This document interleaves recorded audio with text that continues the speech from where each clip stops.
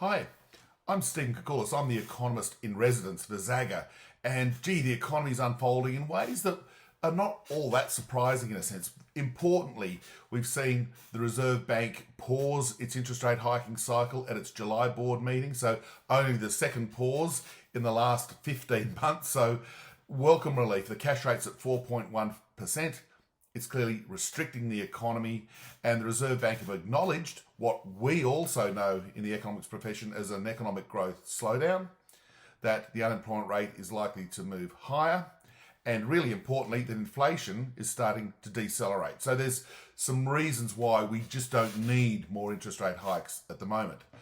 The really important aspects for the economy for me relate to two things. Inflation, which is falling rapidly. In a few weeks' time, we'll get the updated quarterly and monthly inflation numbers. They're likely to confirm that inflation is trending lower, still higher than the target, but moving in the right direction. The other element is the labour market, and we know that there's been a further fall in the recent measures of job advertisements, and the job vacancy series are both trending lower.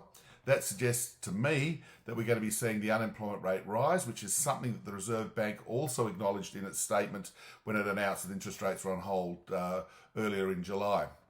The other thing that's really important is that house prices, well, they're still going up, but the rate of increase appears to be slowing. That maybe these last two rate hikes that we saw in May and June are causing the housing market to come off the boil, what was a 5-month increase in house prices. So I don't think we're having house prices falling just yet, but that rate of increase has stalled. Auction clearance rates have come back down. So maybe this 5-month wonder, if we can call it that, on house prices increasing will stall. The interesting question is, do we see a resumption of the price declines that we saw in 2022? Amid all this, housing construction remains weak. There was a bit of a bounce in building approvals.